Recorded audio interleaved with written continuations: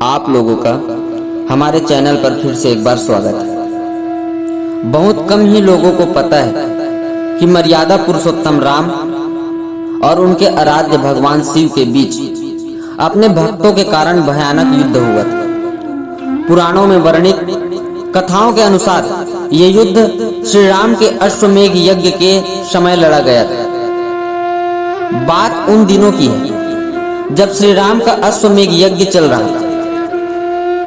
यज्ञ के अश्व को भ्रमण के लिए छोड़ दिया गया था। अश्व के साथ श्री राम के छोटे भाई शत्रुघ्न के नेतृत्व में भारी सेना भी चल रही थी। इस क्रम में कई राजाओं के द्वारा यज्ञ का घोड़ा पकड़ा गया, लेकिन अयोध्या की सेना के आगे उन्हें झुकना पड़ा। शत्रुघ्न के अलावा सेना में हनुमान, सुग्रीव और भरत पुत्र पुष्कल सहित कई महारथी उपस्थित थे, जिन्हें जितना देवताओं के लिए भी संभव नहीं था। कई जगह भ्रमण करने के बाद यज्ञ का घोड़ा देवपुर पहुंचा, जहां राजा वीरमणि का राज्य था। राजा वीरमणि श्री राम एवं महादेव के अनन्य भक्त थे। उनके दो पुत्र रुक्मांगद और शुभंगद वीरों में श्रेष्ठ थे। राजा वीरमणि के भाई वीर सिंह भी एक महारथी थे। राजा वीरमणि ने भगवान शंकर की तपस्या कर उन्हें प्रसन्न किया था और महादेव ने उन्हें उनकी और उनके पूरे राज्य की रक्षा का वरदान दिया था, जिस कारण देवपुर को महाकाल की नगरी भी कहा जाता था। महादेव के द्वारा रक्षित होने के कारण कोई भी उनके राज्य पर आक्रमण करने का साहस नहीं करता। जब अश्व उनके राज्य में पहुंचा तो राजा वीरमणि के पुत्र रुक्मांगद ने उसे बंदी बना लिया और अयोध्या के सैनिकों से कहा कि यज्ञ का घोड़ा उनके पास है, इसलिए वे जाकर शत्रुघ्न से कहे कि विधिवत युद्ध कर वो अपना अश्व छुड़ा ले।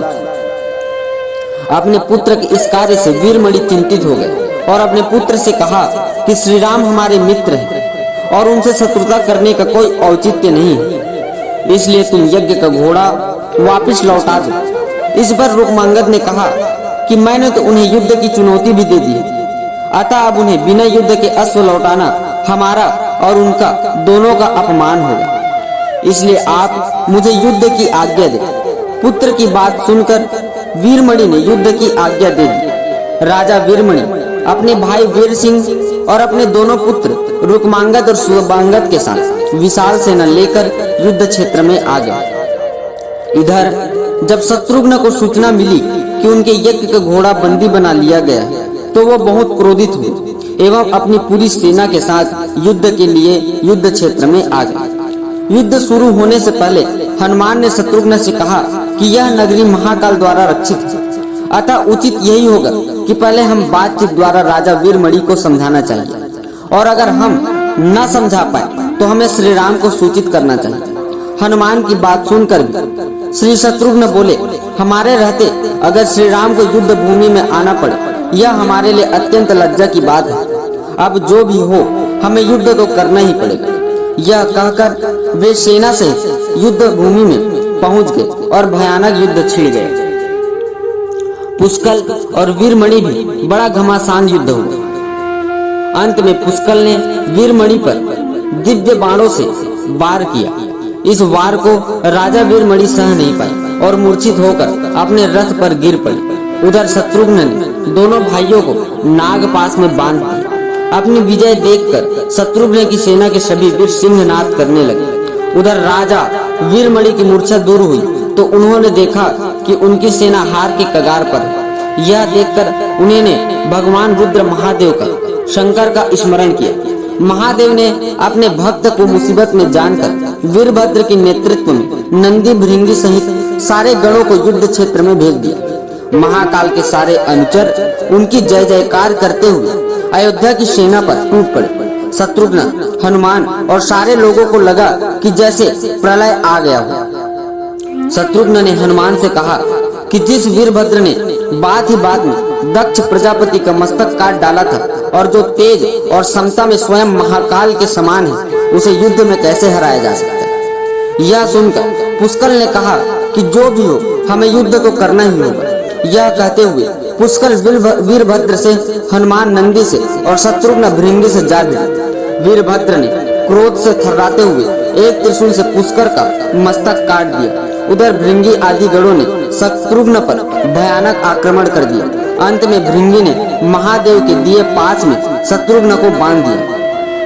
हनुमान अपनी पूरी शक्ति से नंदी से युद्ध कर रहे थे। काफी देर लड़ने के बाद कोई और उपाय न देखकर नंदी ने शिवास्त्र का प्रयोग कर हनुमान को मूर्छित कर दिया।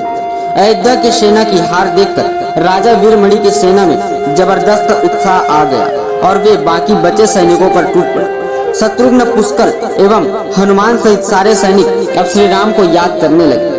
अपने भक्तों की पुकार सुनकर श्री राम तत्काल लक्ष्मण और भरत के साथ वहां आ गए। श्री राम के आने पर जैसे पूरी सेना में प्राण का संचार हो गया। जब श्री राम, लक्ष्मण और भरत ने देखा कि पुष्कर मृत्यु को प्राप्त हो चुके हैं तो उन्हें बड़ा दुख हुआ। भरत तो शोक में मूर्छित हो गए। श्री राम ने क्रोध में आकर वीरभद्र से कहा कि तुमने जिस प्रकार पुष्कर का वध किया उसी प्रकार अब अपने जीवन का भी अंत समझो। ऐसा कहते हुए श्री राम ने सारी सेना के साथ शिवगणों पर धावा बोल दिया। जल्द ही उन्हें यह पता चल गया कि शिवगणों पर साधारण अस्त्र बेकार है, इसलिए उन्होंने महर्षि विश्वामित्र द्वारा प्रदान किए दिव्यास्त्रों से वीरभद्र और नंदी सहित सारी सेना को मूर्छित कर दिया।